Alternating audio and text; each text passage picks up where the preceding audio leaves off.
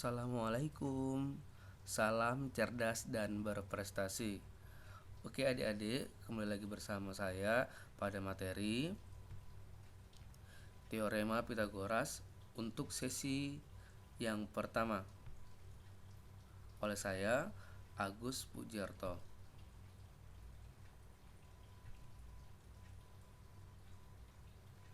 Teorema Pitagoras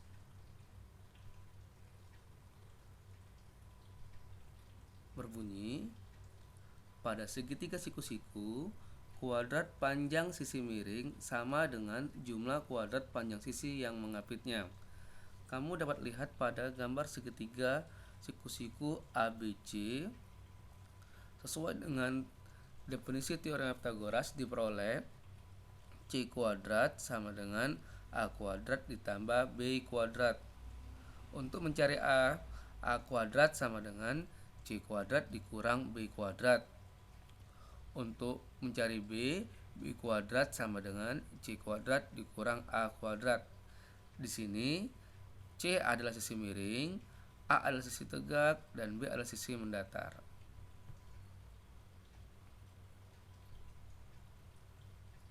Kamu harus ingat bahwasanya sisi miring adalah sisi yang terpanjang, dan sisi miring selalu terletak di depan sudut siku-siku.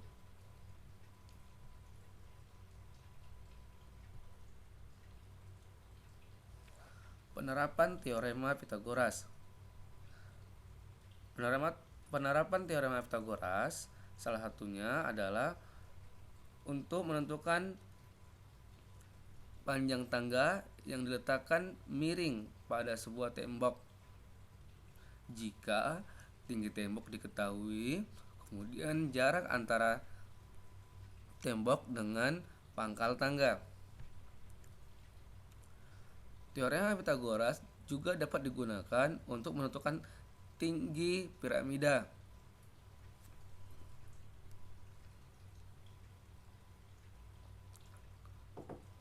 Teorema Pitagoras juga dapat menentukan panjang tali pada jembatan tali.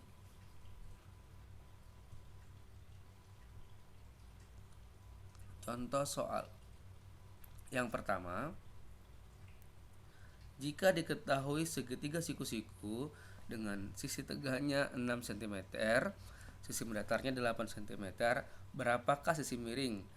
Nah, pada soal ini sisi miring dilambangkan dengan huruf P. Jadi, sesuai dengan teorema Pitagoras, P kuadrat sama dengan 6 kuadrat ditambah 8 kuadrat.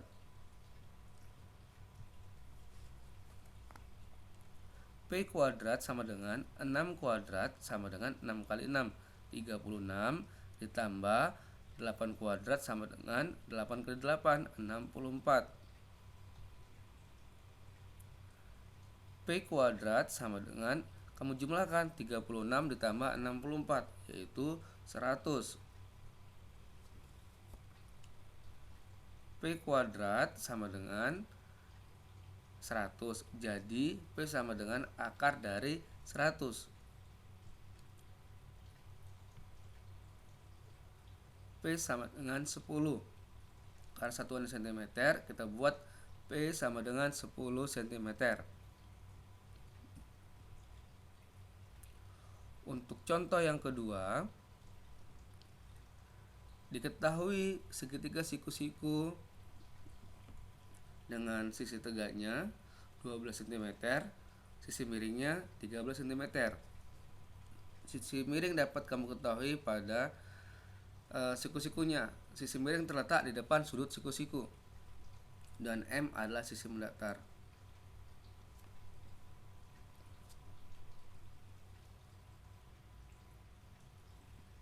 Sesuai dengan teorema Pitagoras diperoleh M kuadrat sama dengan 13 kuadrat dikurang 12 kuadrat.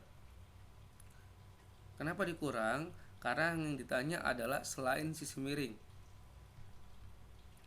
M kuadrat sama dengan 13 kuadrat, 13 dikali 13 sama dengan 169. Dikurang 12 kuadrat sama dengan 12 dikali 12, 144. M kuadrat sama dengan, kamu kurangkan 169 dikurang 144 sama dengan 25.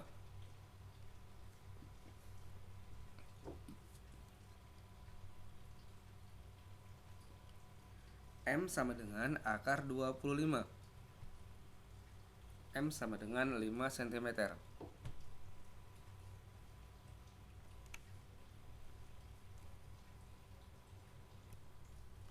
Masalah kontekstual yang berkaitan dengan teorema Pythagoras. Ada sebuah pohon di mana pohon tersebut disandarkan sebuah tangga dengan panjang tangga 5 meter. Jarak antara pangkal tangga dengan pohon adalah 3 meter. Berapakah tinggi batang pohon tersebut?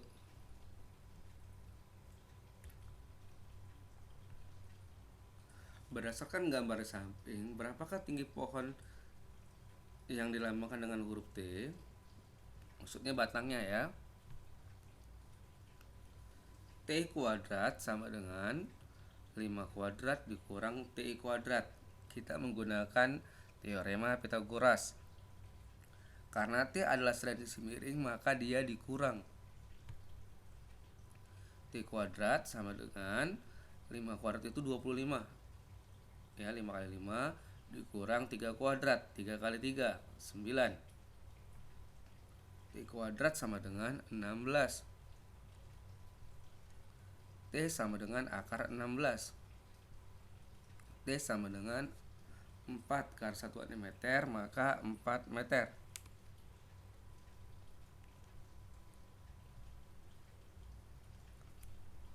Permasalahan yang kedua adalah berdasarkan gambar samping, berapakah panjang garis P dan garis Q?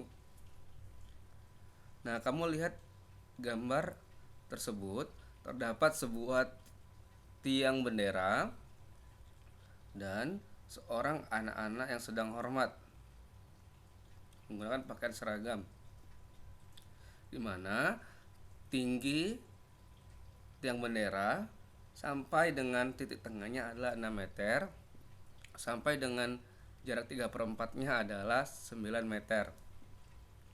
Jarak antara orang dengan tiang bendera adalah 8 meter.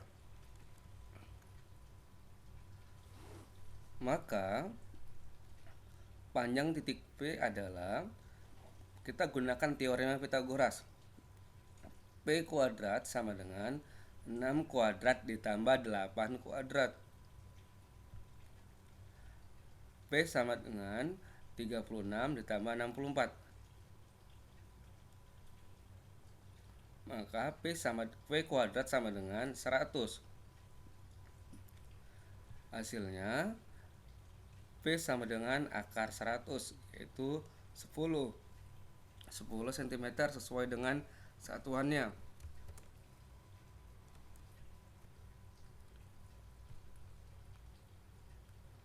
Untuk nilai Q,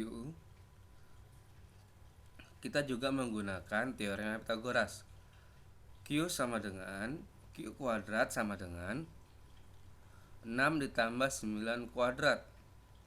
6 ditambah 9 kemudian dikuadratkan ya, ditambah 8 kuadrat.